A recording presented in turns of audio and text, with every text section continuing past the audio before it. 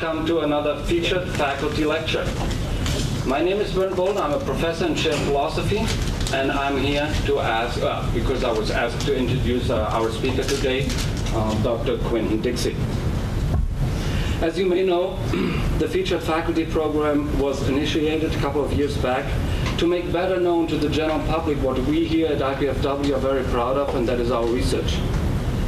And a small number of hand-picked faculty members are selected every 2 years now to showcase some of the research and the high quality of our scholarly endeavor that is being undertaken here at IPFW, and Dr. Quinton Dixie is one of them.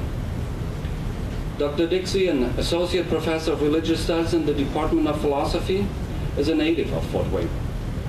Dr. Dixie first went to Michigan State University, where he received a bachelor's degree in urban policy from James Madison College.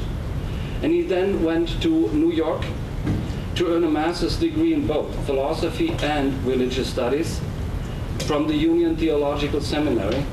And he received his doctorate from the same institutions a couple of years later in 1999.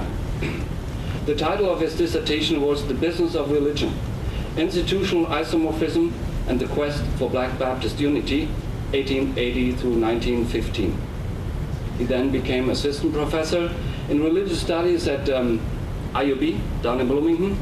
But after 4 years, our former Vice Chancellor of Academic Affairs, Susan Hanna, lured him away. And he became a faculty member here at IPFW, where he founded a program in religious studies, which is, by the way, now a thriving program, and of which he was the director for 3 years. Dr. Dixie is a nationally recognized authority on recent history of African-American religious history, especially in the Baptist tradition and in civil rights movement. He has published 2 books, This Far by Faith, a companion volume to a PBS documentary, and the book, The Courage to Hope. I'm happy to pass them around. And 2 more books are coming out this year, and both are connected to his current research project, which is a scholarly edition of all the writings and correspondence, well, a selection of the correspondence, of Howard Thurman.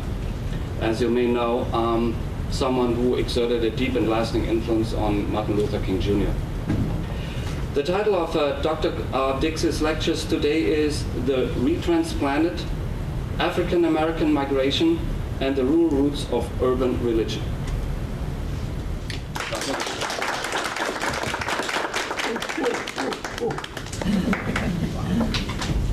I got something.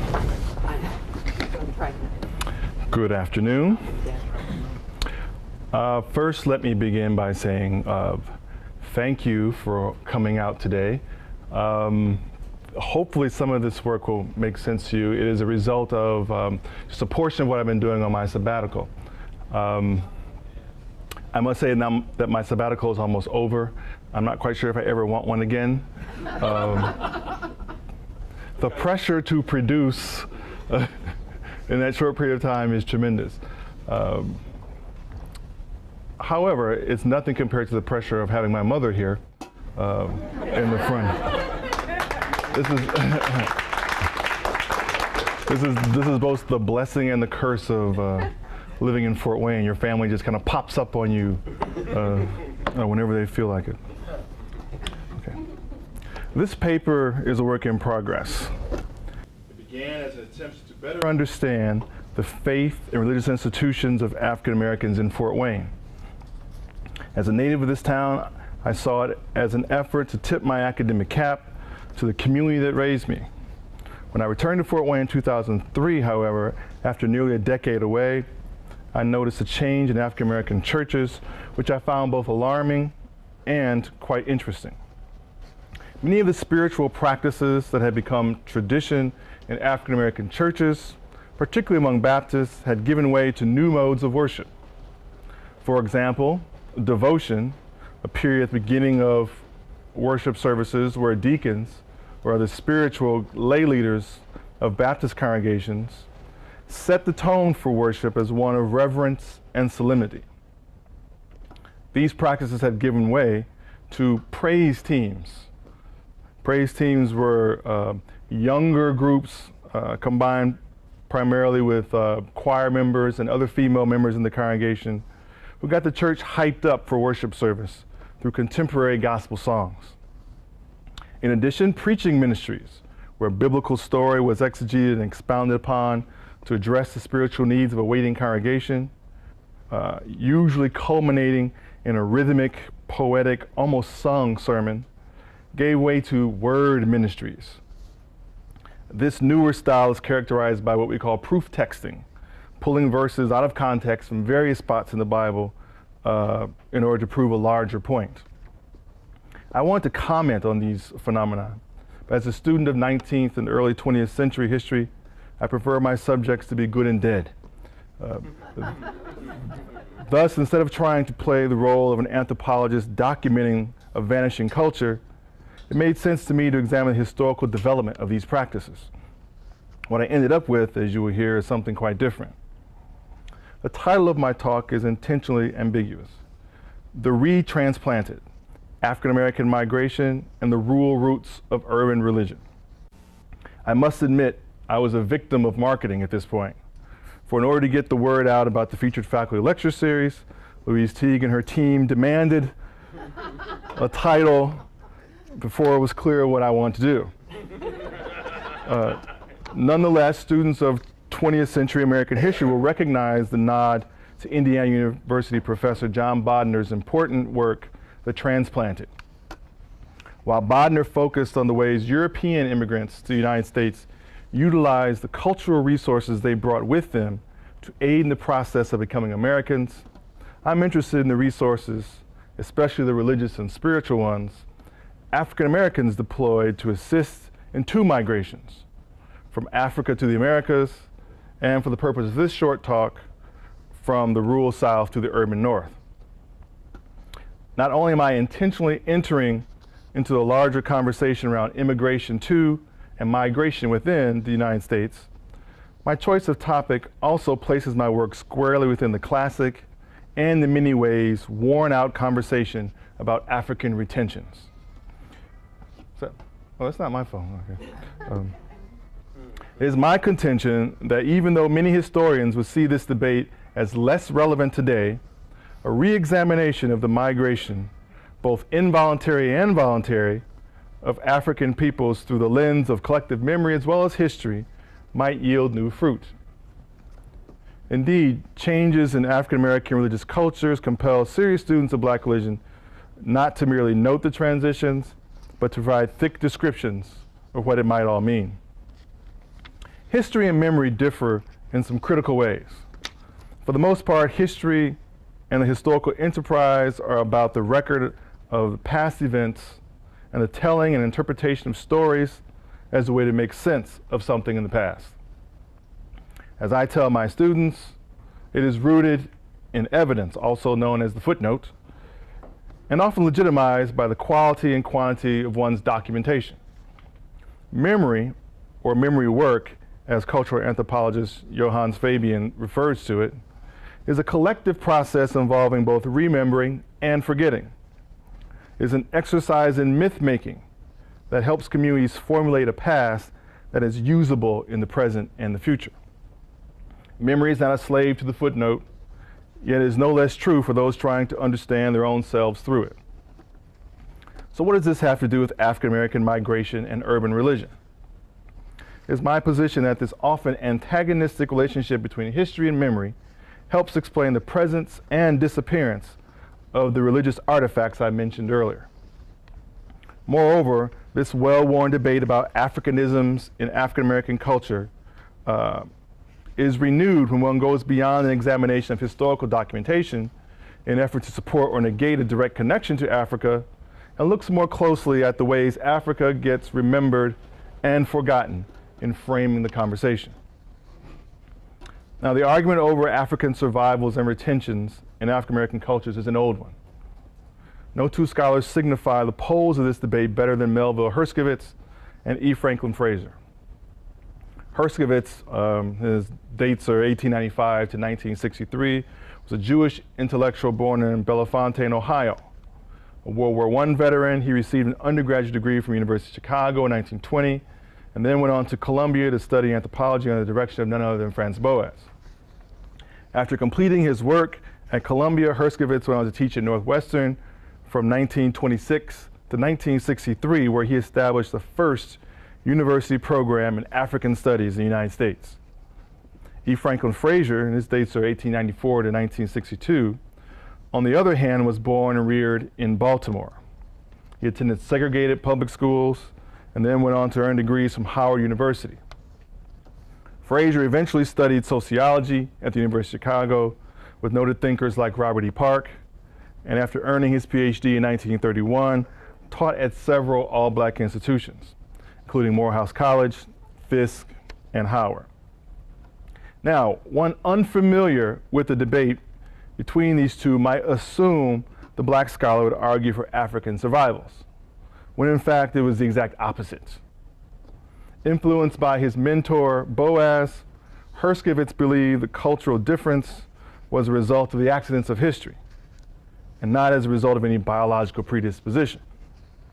At the same time, however, over 400 years after enslaved Africans arrived in this land, Herskovits believed African Americans still, quote, retained African influences in speech, religion, family life, music, and motor behavior, end quote. He made a case for retentions in African American culture as a way to combat racist notions that the Negro had no past because of his weak, childlike, and primitive culture, which crumbled in the face of encounters with the dominant, well-developed and civilized cultures of Europe. Frazier vehemently protested against such notions of retention. Instead, E. Franklin Frazier forwarded a theory about social trauma. This is kind of the core of what I want to get at. He agreed with Herskovits that African culture was much more sophisticated than most had thought, but yet there is no way, in his opinion, it could have survived the Middle Passage. The experience of being ripped from the African continent and plopped in a new land, in a new situation where they did not even have control over their own bodies, was far too traumatic for Africans to concern themselves about the maintenance of cultural practices. The rule of the day was survival, and that meant figuring out how to adapt to their new condition and surroundings. Frazier went on to say that the African American experience could be interpreted as a series of traumatic experiences, from the Middle Passage to slavery, from slavery to emancipation, from the prospects of freedom to the harsh realities of Jim Crow, culminating in the movement from the rural South to the urban North. One shock after another has prevented African Americans from holding on to anything distinctly African, he argued, for their experience in the United States has been characterized by trauma and the need to find ways of coping. Much more than mere academic posturing was at stake in Frazier's argument. He agreed that African culture had been grossly misrepresented in both academic and popular circles, but also saw what he believed was the danger in Herskovits' thinking. While the left-leaning Herskovits intended well, in Frazier's estimate, he had not stopped to consider the unintended consequences of such a position. Arguments that blacks were somehow more naturally religious easily folded into beliefs that they were more emotional. This line of reasoning lent itself to counterclaims that Europeans were more naturally intellectual and more rational. Moreover, Frazier feared if one could claim there was something particularly African and innate about what he perceived to be the pathologies in African American religiosity, then perhaps one could assume the same source for all the social ills plaguing blacks.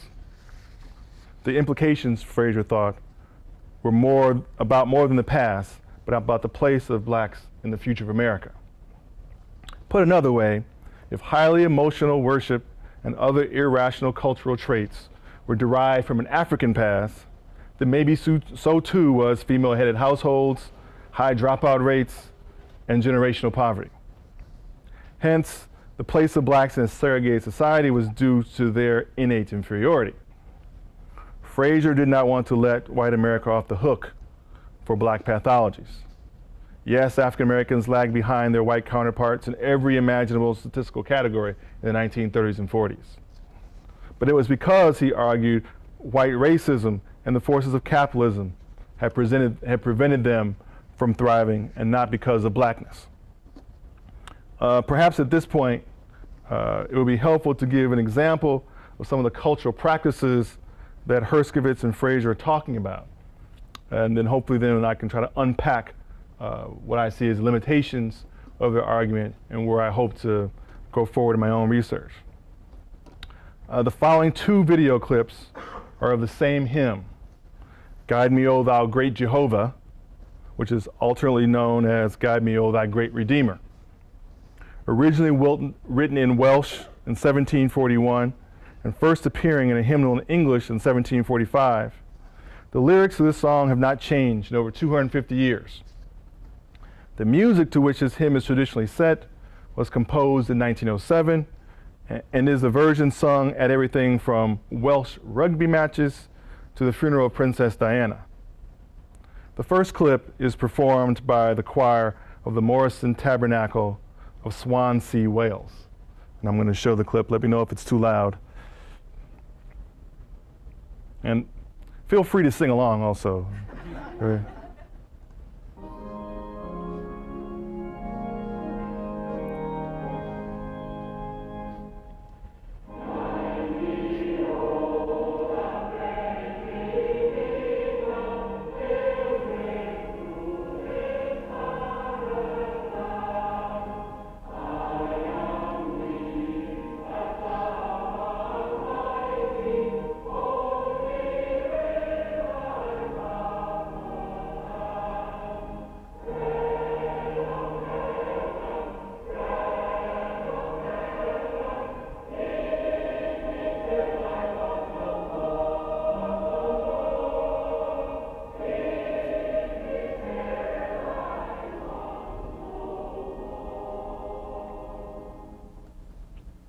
Okay. Guide me, O thy great Jehovah, pilgrim in this barren land. I am weak, but thou art mighty. Hold me with thy powerful hand. Bread of heaven, feed me till I want no more. Feed me till I want no more. Now I'm going to play the same song from Bishop James Morton, who is the pastor of New Beginning Full Gospel Baptist Church in Atlanta, Georgia. And we might be able to detect a little difference. I'm not sure, but we'll see. Guide me, O thou great Jehovah, pilgrims through this barren land. Guide, oh yes, me. Does anybody here know it?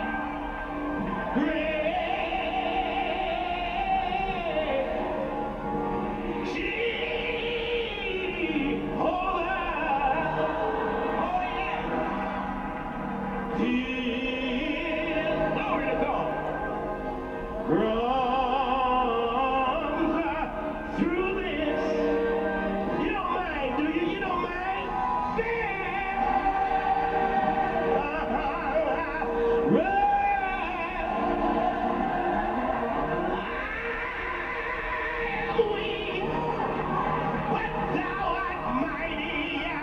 Hold me with thy powerful hand.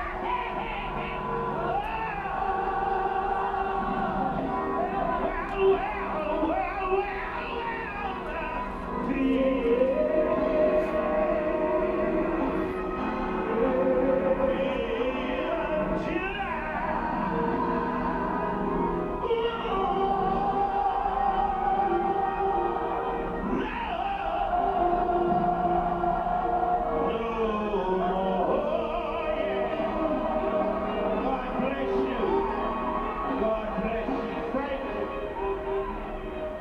Thank you for that trip down memory lane. Okay, two songs, the same song. One of the first things you probably notice is that one, even with the introduction, was only 40 seconds to play verse 1. The second one, about 4 minutes to play the exact same verse. When Herskovits looked at these practices, immediately he saw things that had to be of some other derivation.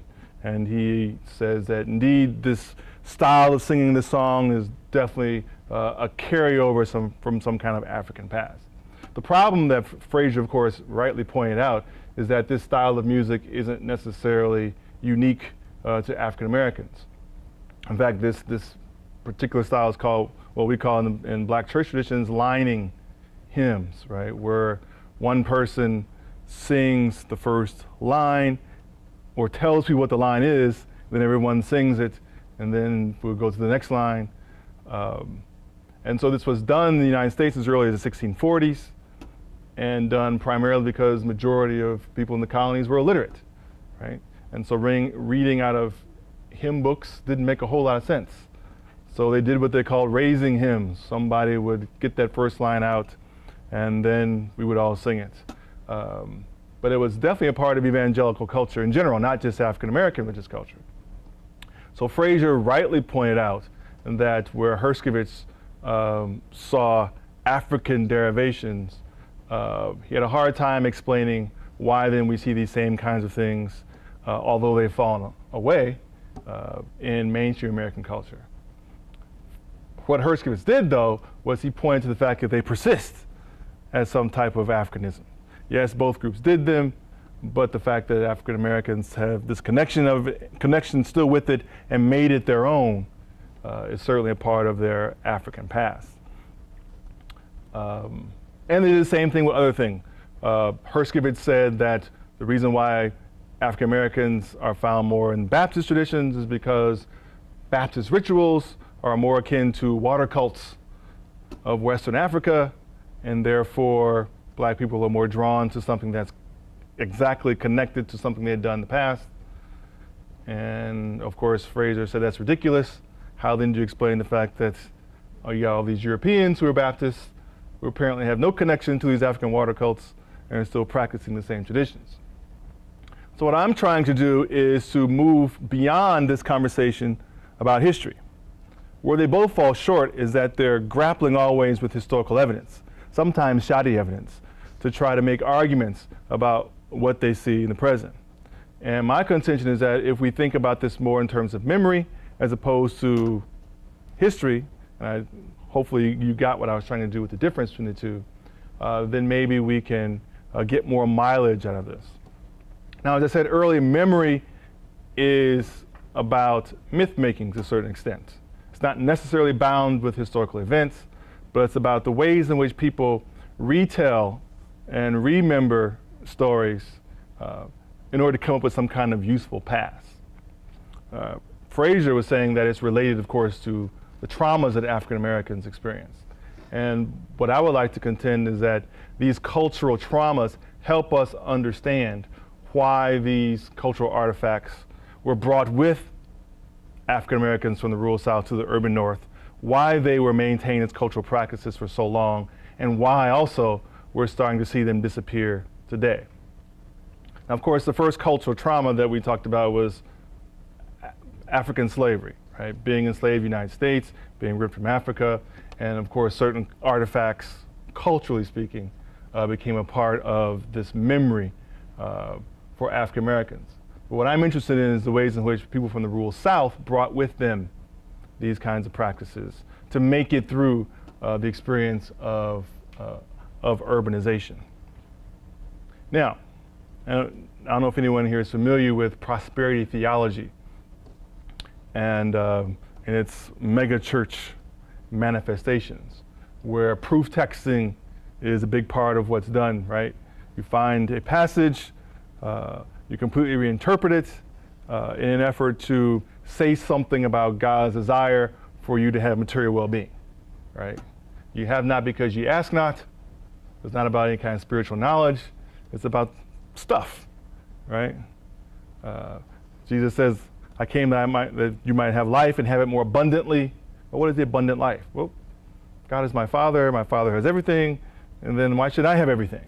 It becomes a justification in some ways for the materialism that has set in. Part of what I suggest is that new theology, which is permeating the African American church, has no place anymore for these type of cultural artifacts. And so forgetting the cultural past is a new way of saying something about who African Americans think they are in the present. How does one fully integrate into American society, into the North? Well, one way in which one does that is to try to leave back the things that one associates with a past that is more primitive, more backward, more country. And so this new movement within African American religious circles, in my opinion, is an active forgetting of a rural Southern experience that has been associated with those things that prevented African Americans from moving into the main of American life. I wanted to just stop now. We've got about 25 minutes.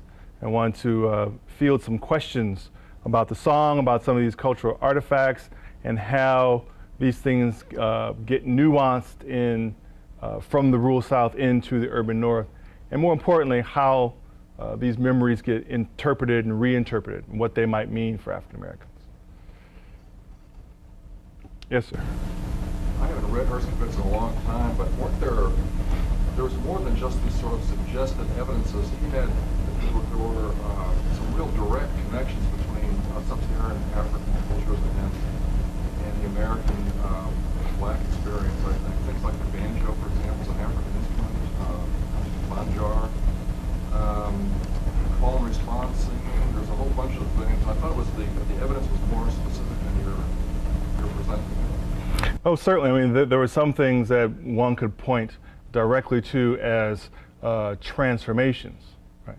But some of these larger questions about why it is that African Americans practice religion in particular ways, which Fraser says lends themselves to suggesting that African Americans are somehow more naturally emotional, are the things that really concern Fraser and others.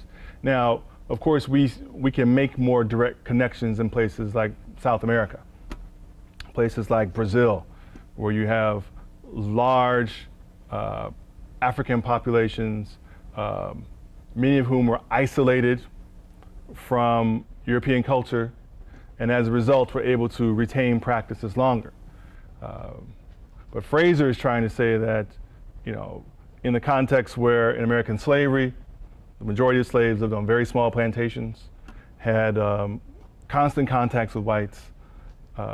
He's using that as a way to suggest that that connection faded quickly over time.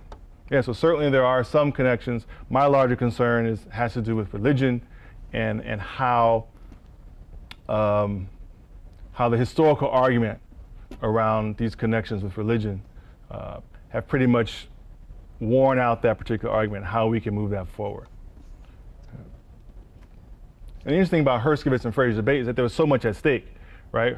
Herskovitz, being a Jewish scholar, is always concerned about the connection between white race in the United States and the development of fascism in Europe. And so even as they're writing about one context, they're saying something much broader. And the same with Herskovitz, with Fraser, who's concerned about how whites are using arguments about this kind of innate inferiority to keep blacks in their place in the segregated United States in the 1930s and 40s. Yeah. So if the ongoing religious practices to push forward an active forgetting of Southern traditional roots, there's not a void left there. That's being filled with something. Is it being filled just with this materialistic approach, or is there something else that's taking that place? I think by and large, and Fraser would argue this was the case all along, right? That capitalism pressures people in certain kinds of ways, and that they work against their own self-interest. And in this case, African Americans aping Fraser says, white culture, have now taken this turn towards materialism. And we see this with prosperity theology. We see this with the status of the preacher. He also points out that one of the things that changed from the rural South to the urban North is the professionalization of ministry. And so now you have a pastor who no longer has a job, but he's a full-time minister who gets a paycheck and the whole 9 yards. All this is a part of this larger commodification, he argues, of African American religious culture.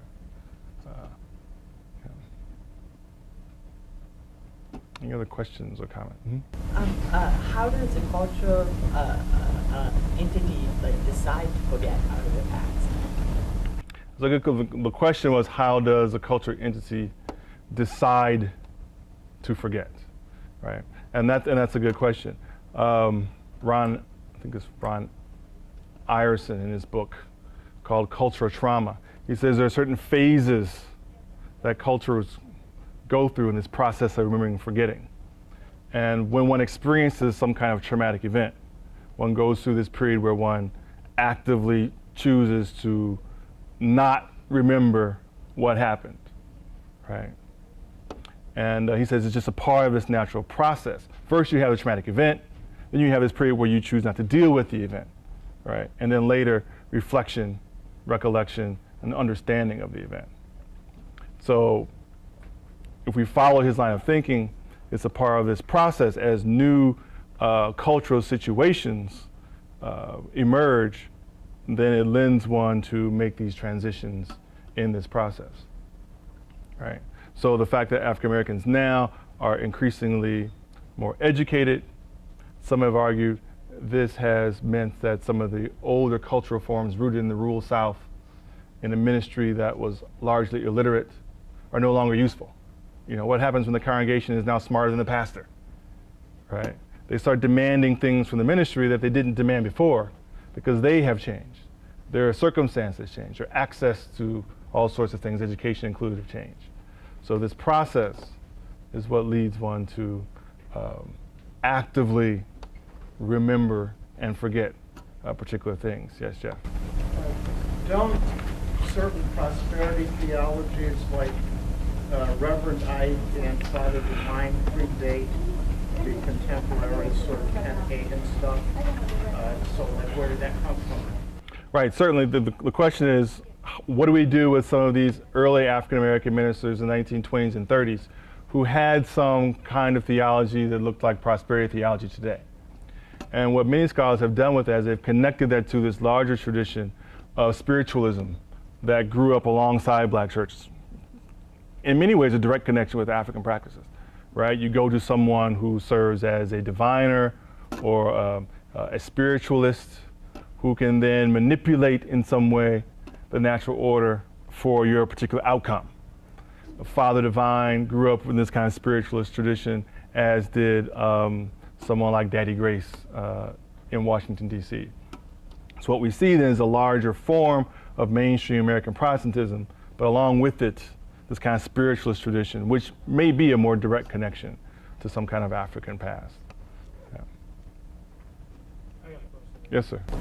Why do you suggest that the African American ministers, as you said, they do the prosperity gospel now? Why do you think they chose that as their new movement? I mean, you said it's a new movement now. They're from the older days. Why do you think they chose that way, that formal way? It could have been anything, but why the prosperity? Okay, the question, if you didn't hear that, why prosperity theology? Well, there are many theological movements afoot. Why pick that? And scholars of prosperity theology have pointed to the economic and social condition of African Americans as a reason why they are drawn so to this notion that if you give a lot, you're blessed a lot. If you give a little, you're blessed a little. So people who are actually in the worst economic situation are the ones who are most attracted to a theology that seems to provide the answer for them getting out of their depressed economic situation. There was a study recently done on gambling because, Fort Wayne's thinking about how gambling might get us out of this fix. But if you look at the studies on poor communities like Gary, Indiana, Tunica, Mississippi, all the data show that what casinos actually do in poor communities is create addictive gamblers, right? The poor people who don't have much are the ones in the casino trying to hit, right?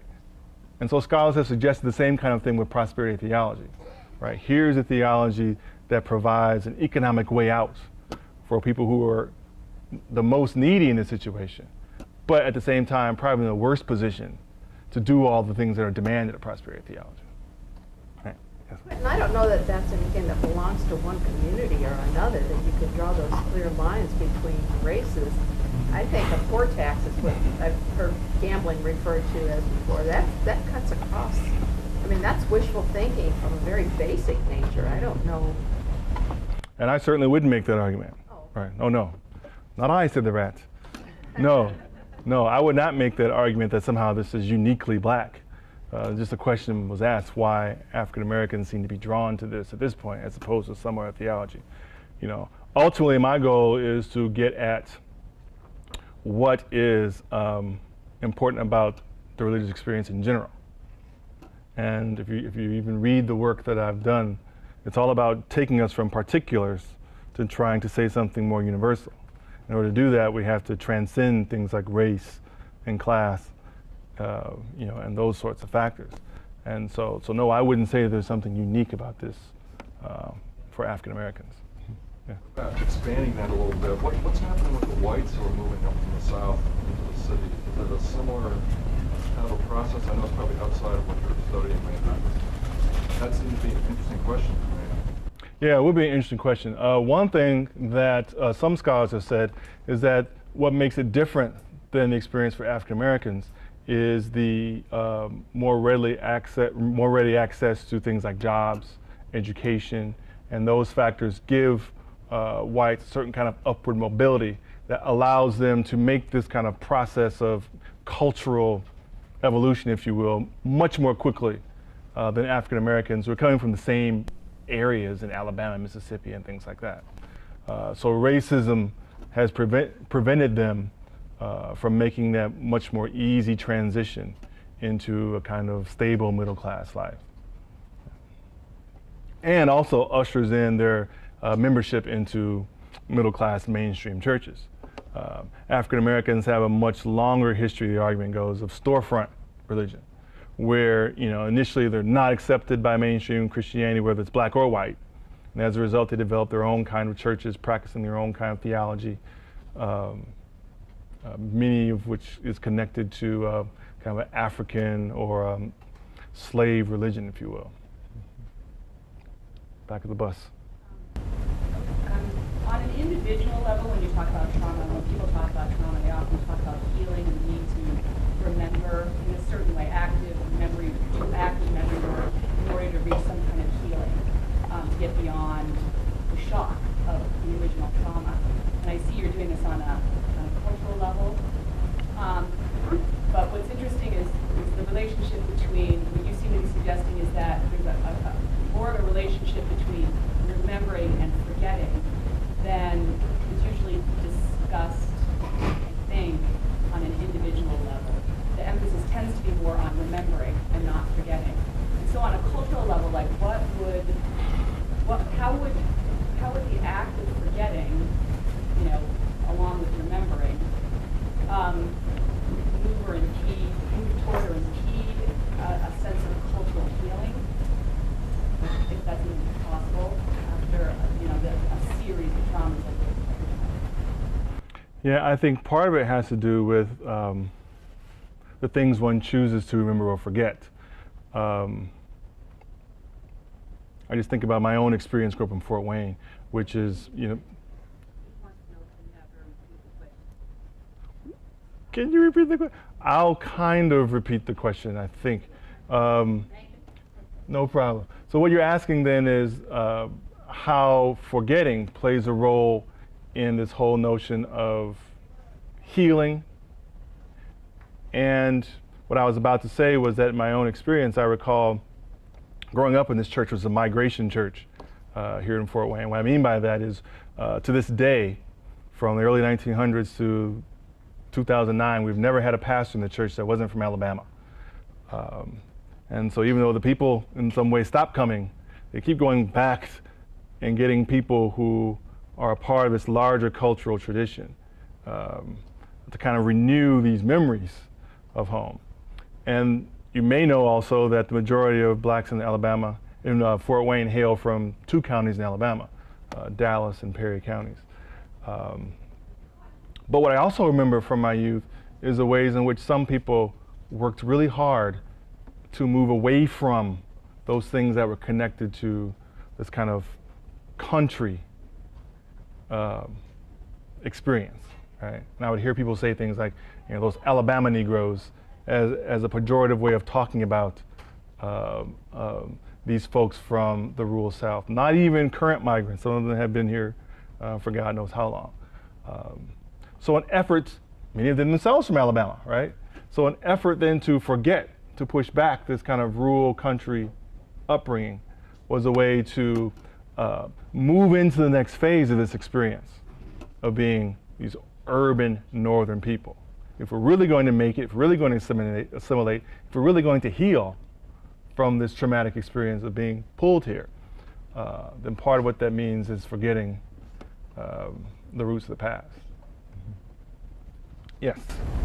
Do you know, or have you been able to figure how pervasive this rejection of the old church to the new is in the urban settings? Do you know how pervasive that is? I guess a lot of it depends on when you take the snapshot, right? And I think now, in the past, like I say, 10 or 15 years, it's been more pervasive than in the past. But we saw it here in the video clip, right? The guy starts out singing the song, and then the next thing he says, does anybody out there remember this? And a lot of them obviously did. They were smiling, oh, I remember this song. And at the end, he says, what? Thank you for that walk down memory lane. Even as an older person, this experience is something that has been completely transformed now. And it's not a practice that is typical in a lot of these churches. And it actually signals in some way one's arrival into this kind of new middle-class status as a worshiping community. But I have not, even I guess that go beyond my little historical skills there, done any kind of quantitative analysis of just how pervasive this is. Yes, sir. Well, that piques my interest. One of the things you started out mentioning was the safety in delving into historical data as to not having approaches as an anthropologist with contemporary people. So I'm very interested always in learning and disciplinarity. In your goals, you also just said something earlier that it was not just to describe a particular situation, but more a nomothetic goal of trying to understand maybe what I call anthropology or sociology or religious experience on a say something about your discipline. Sure. I mean, this is one of the blessings of being in a place like IPFW, is that you're forced in so many ways to be a generalist. When I was at IU Bloomington with about 18 full-time faculty in the religious studies department, I could do what I do. I do African-American religious history, 19th century. Why? Because there's somebody else to do the other stuff. But here you're forced not only to do religious history in a broader context, but you have to at least know something about these other disciplines and what's going on there. In the process of almost retooling myself for a place like IPFW, I learned that there's this really strong reaction on the part of historians to guard our discipline from people like Herskovitz and Fraser, who we think do history but do it quite badly. And also a kind of fear, I think, of messing with the social sciences. And so even if you look at my dissertation, I did work on organization theory, which my advisor said, you know, why you want to do that? That's not history. Well, because I felt like the historians had pretty much done all they could do with the topic. So why can't we go back, re-examine the same topic in the same time period, but bring some new tools to the table and perhaps get more information out of it? This is what I'm trying to do with memory. This whole conversation about collective memory is coming out of both literature and also cultural anthropology. It's exciting for me. It's completely new to me. I'm learning on my feet, but I think it will add something to people's understanding. And so like I said, one of the beauties of being in a place like this, you're forced to be much more interdisciplinary. And I think in the long run, it's been good and will be good for what I'm able to teach students and what I'm able to accomplish myself as a historian. Yeah. I had a question about the modern singing of the hymn.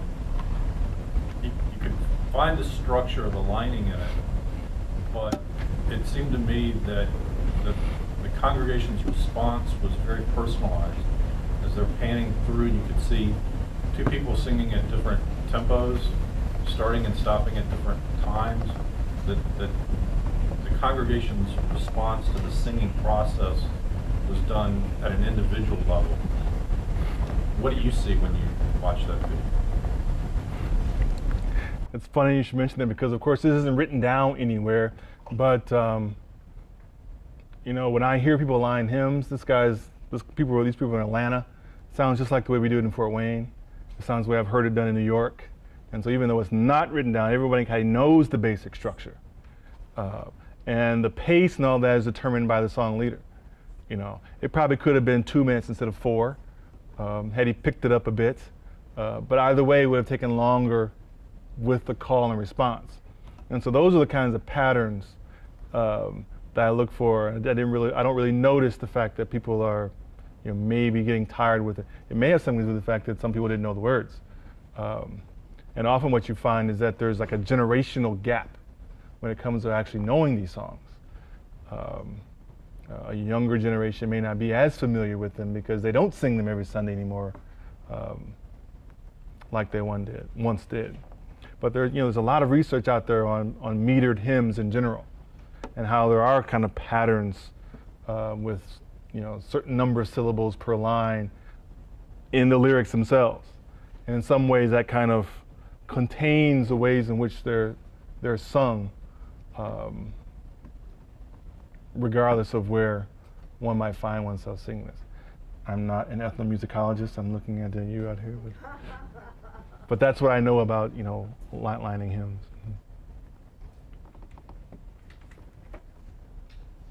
Oh, yes? I would assume that the myth-making that takes place in the collective memory plays a crucial role in bringing about some sort of self-identity of those who remember. And you have mostly spoken about what people tend to forget about the trauma. Is there anything about the rural South that plays still a role, a positive role, in the self-identity of those who came to the urban North? Yeah, and thank you for mentioning that I didn't do that. But you're right, it's very important. And one of the things that gets done is that people have this kind of romanticized perception of what life was like in the South. So these songs become a kind of touchstone for this kind of idyllic past of this rural country background, which was in reality harsh, unfair, dangerous, all these things, but the ways in which it gets remembered and talked about in this kind of mythological way is that somehow the African American religious experience was more pure. African Americans were somehow closer to God because they were closer to nature. And all these things become important factors. I haven't had a chance to deal with that as much as I'm going to need to before I'm done with this. But those are just some of my preliminary thoughts about some of the things that I've heard people say. The other thing that I'm doing, and I'm not doing it very much right now because I haven't finished a little workshop that you're required to do for human subject research. Darn it. I'm trying to do a little, ethnography and, actually talking to people and interviewing contemporary people. And this goes beyond what I usually do as, kind of archival research. I'm slowly trying to piece together these ideas of, what some of these myths and positive memories certainly are. Mm-hmm. Yes, ma'am. Recently, I read that there are significant numbers of Northern African American families returning to the South, and with all this discussion about forgetting, I'm wondering, at least maybe it's a generational thing, that there's some desire to reconnect with those lost memories. Any comments that you would make about that trend, or? I've seen some, and what's really interesting is the ways in which people understand or remember the past once they come back decades later. Yeah, I'll tell you a story. I'm pretty good at that. When I bought my first car, or actually my mom bought my first car, where did we go to get a car? Down the street? No, we went to Alabama. And so we're in this little town, Uniontown, Alabama. My uncle says he's found this car. My uncle's, had lived 25, 30 years in Fort Wayne, but had moved back to Alabama. And so we go to this guy's house who has a car. We knock on the door, and the maid answers. The maid's black. The owner of the house is white. We ask for Mr. Roberts. Mr. Roberts here? Now we can see Mr. Roberts. And she says, no, he's not here. And my uncle says, will you tell him that we're interested in buying the car? She closes the door. I said, what's going on? He said, just wait. Mr. Roberts comes to the door. Doesn't say anything. My uncle tells him, hey, my nephew's here from Indiana. He wants to buy this car. He's a good kid. He never gets in trouble. What this has to do with anything, I'm not quite sure. I got the money, And so Mr. Roberts closes the door. I'm like, what the hell? I don't want the car. My uncle says, calm down. Don't worry about it. Mr. Roberts comes back with the keys, hands them to my uncle. He says, thank you. And Mr. Roberts says, don't tear up my yard, boy. And my uncle says, no, sir, I won't do that. I was like, oh my gosh. And he said, see, you don't know how to talk to white people. I'm like, what? Well, he understood the kind of cultural cues that seemed to be necessary to get what we wanted from Mr. Roberts. If I had gone there as a little arrogant college graduate, from Michigan State, God knows I would have blown it. But this is one of the things that people are talking about, how after learning a whole new experience of interaction with whites in the urban North, going back to Alabama, in some ways finding yourself falling into cultural patterns that are quite similar, partly because they've kind of frozen the South mentally in the place where it was when they left. Most of the research, though, that's being done about the return has to do with economics. People are moving back to the South because their family still has land there. They've made northern money and they're spending it in the South. It's a lot cheaper to live. They went north to work. Now they're retired and they're going home. So most of the research is showing that this pattern is more economically driven than anything else. Yeah. 1 o'clock on the nose. If all hearts and minds are clear? All right. Thank you for your time. Thanks for the comments. Appreciate it.